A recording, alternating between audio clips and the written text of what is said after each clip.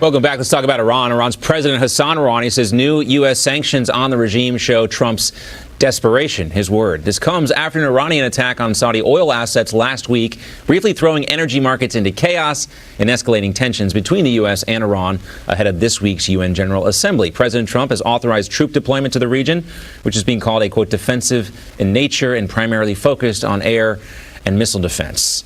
This is tonight's Flashpoint.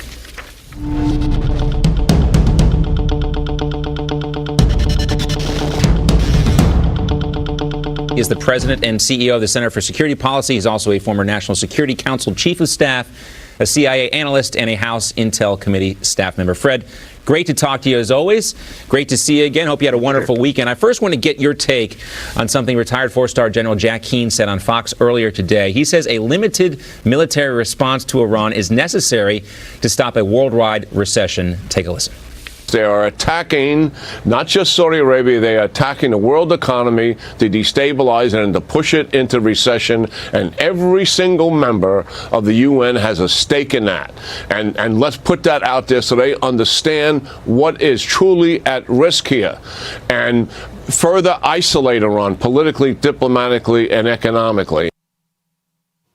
Fred, there was also some talk about a limited strike, striking Iran in some way. Can you do that? Can you have a limited strike without destabilizing the entire region or setting off a prairie fire across the region?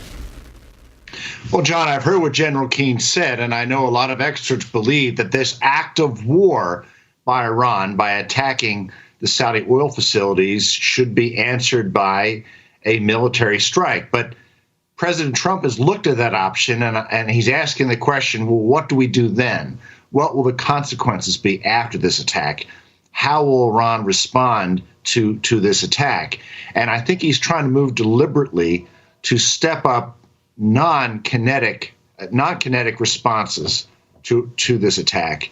I don't think he's ruling out some type of airstrike, but I got to tell you, the Saudis are going to have to play a leading role, if not the leading role.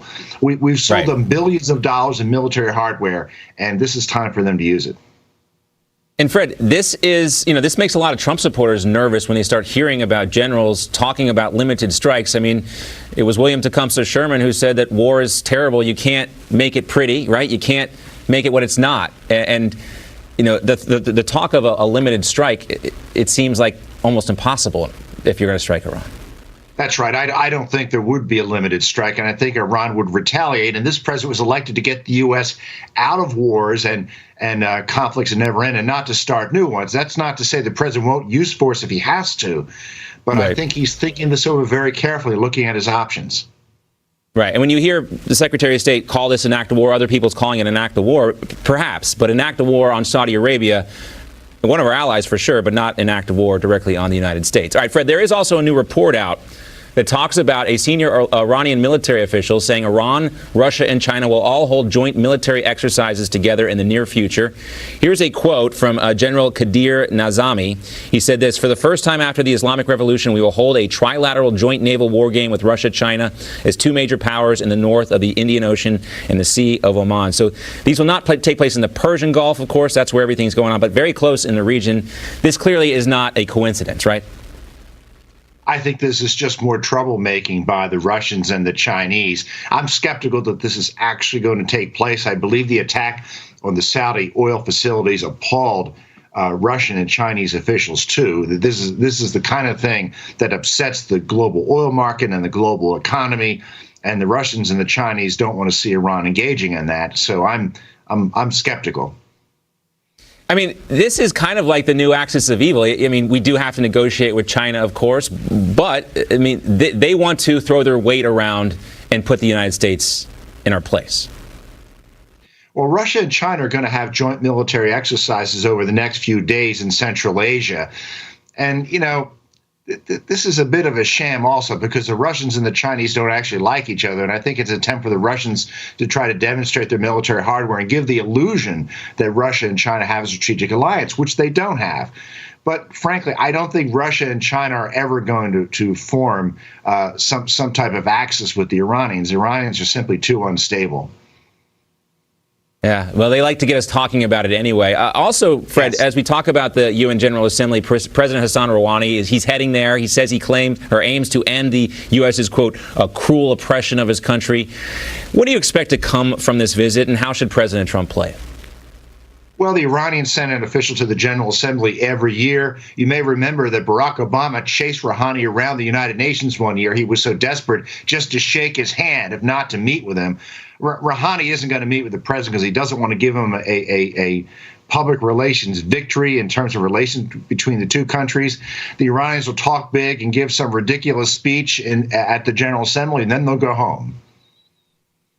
And that's all that will come of it, and that's really what the That's right. UN General Assembly is. It's just a lot of noise that happens the third week of September every year. Well, Fred, there's another report I want to talk about as we wrap up here.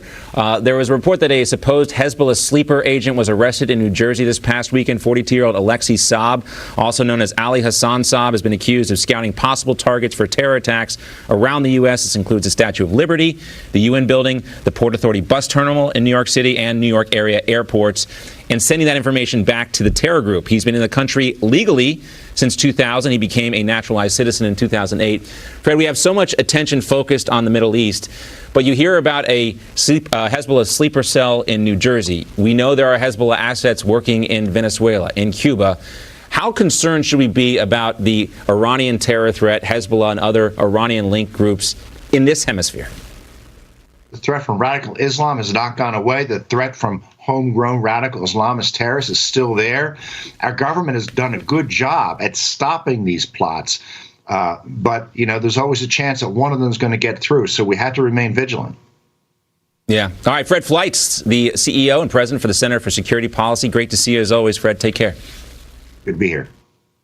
All right, coming up, the largest automaker in the country faces an 8th day of a strike, costing them up to $100 million a day, plus twerking climate protesters snarl traffic in the nation's capital. We'll show you the video.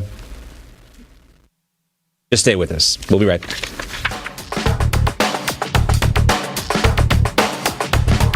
You just watched Newsmax TV, America's fastest growing news channel. Newsmax TV is now available for free on your smartphone. Just go to your iPhone or Android store and download the free Newsmax TV app. Then you can watch free TV news with an American spin anytime, anywhere in the world. Newsmax TV, real news for real people.